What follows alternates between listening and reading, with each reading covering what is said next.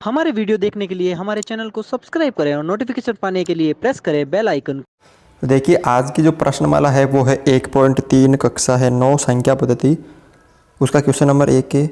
अगर अभी तक आपने हमारा mobile application Momal classes download नहीं किया तो उसको डाउनलोड करें, उसकी लिंक दे रखी है डिस्क्रिप्शन में।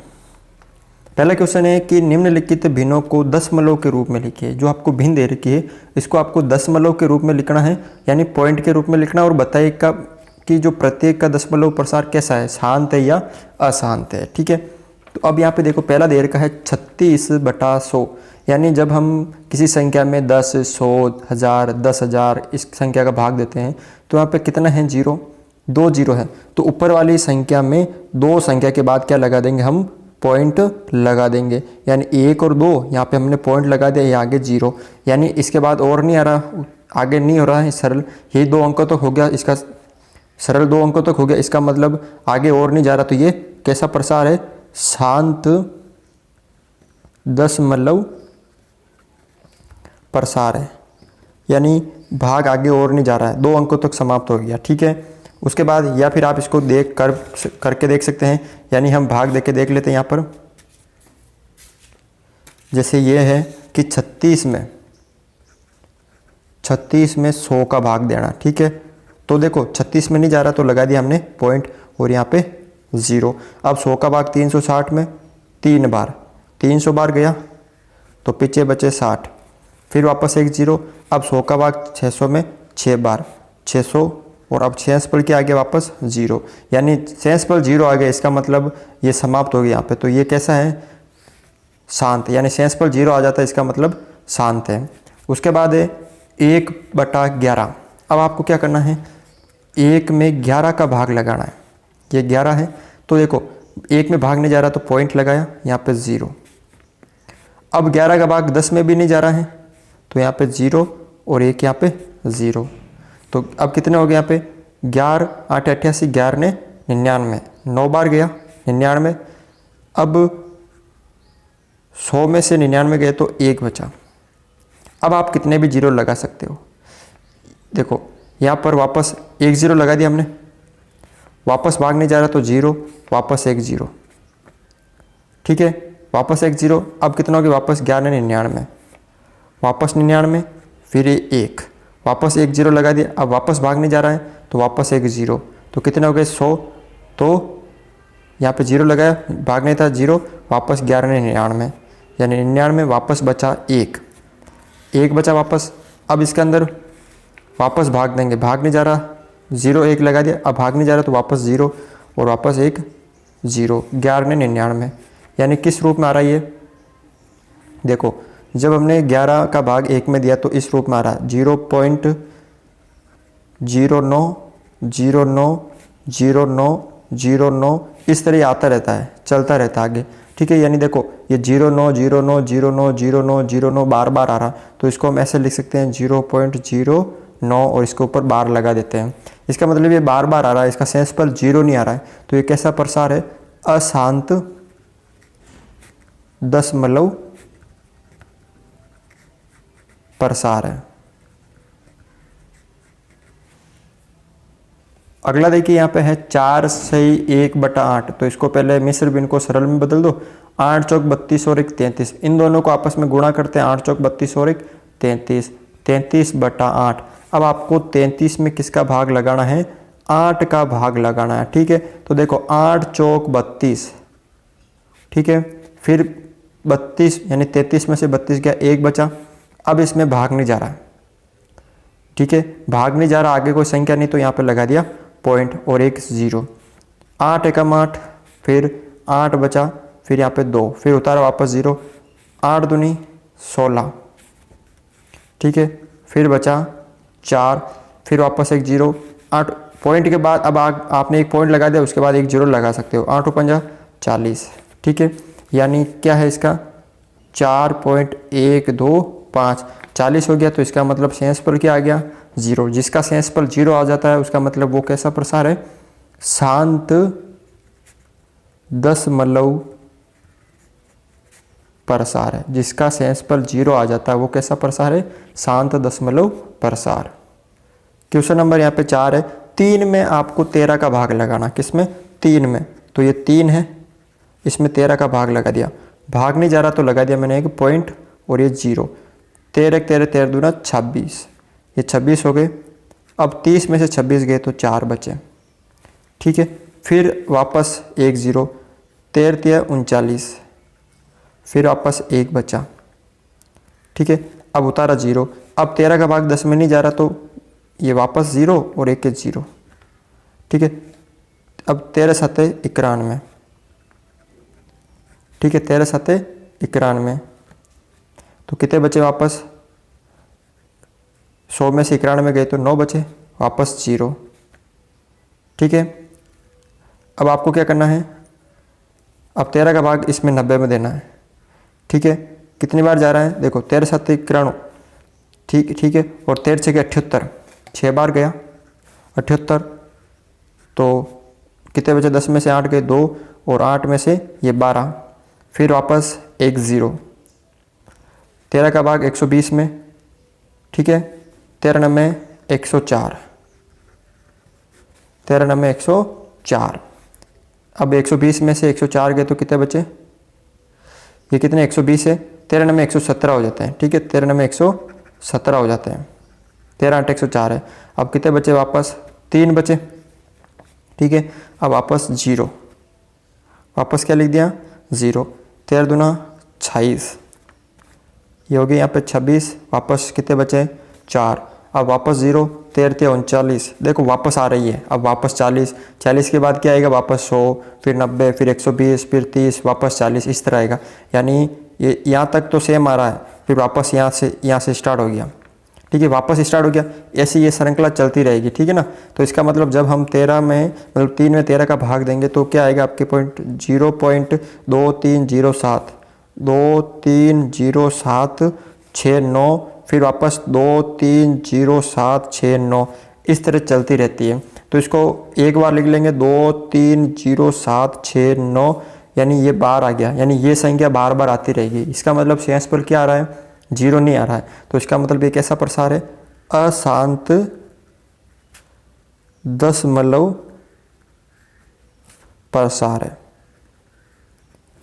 ठीक है। अब यहाँ पे देखिए अगला है 2 में, आपको 2 में 11 का भाग लगाना है, ठीक है।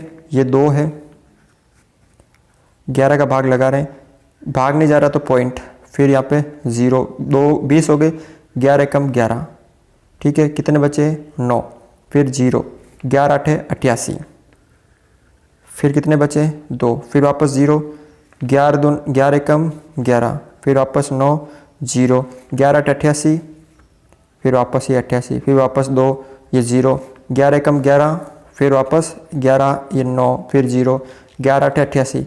यानी देखो ये 18 18 18 बार बार आ रहे हैं। तो जब हम 2 में 11 का भाग लगाएंगे तो आपके पास आएगा 0, पॉइंट के आगे कोई संख्या है तो 0 लगाते हम, 0.18 18 18, यानी 0.18 बार बार आ रहा था, इसके ऊपर बार लगा देते हैं।